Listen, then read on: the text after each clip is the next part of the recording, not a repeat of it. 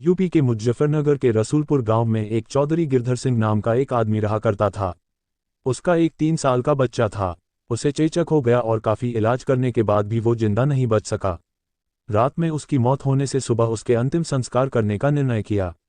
उसी रात को मुजफ्फरनगर के एक दूसरे गांव में शोभाराम नाम के एक आदमी की बैलगाड़ी के पहिए के नीचे आ जाने से मौत हो गई।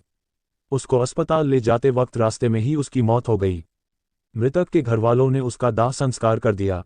दूसरी तरफ जब रसूलपुर में उस मृत बच्चे को दफन करने के लिए जंगल जाने लगे, अचानक रास्ते में उसके शरीर में हलचल हुई और वो उठकर खड़ा हो गया।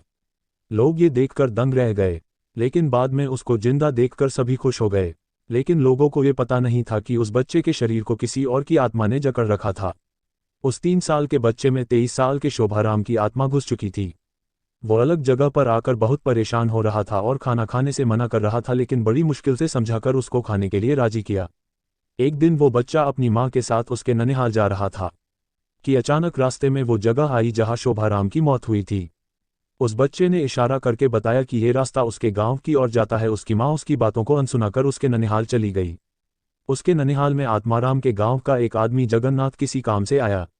आत्माराम की आत्मा ने उसको पहचान कर उसे आवाज लगाई।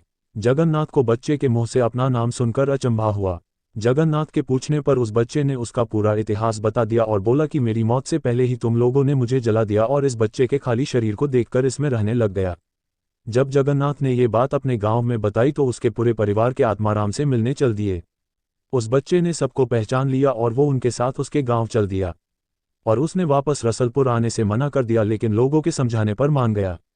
इस तरह वो 2 परिवारों को साथ लेकर चलता रहा। इस कहानी में आपको थोड़ी सी भी सच्चाई लगे तो कमेंट के जरिए अपना विचार लिखना ना भूले।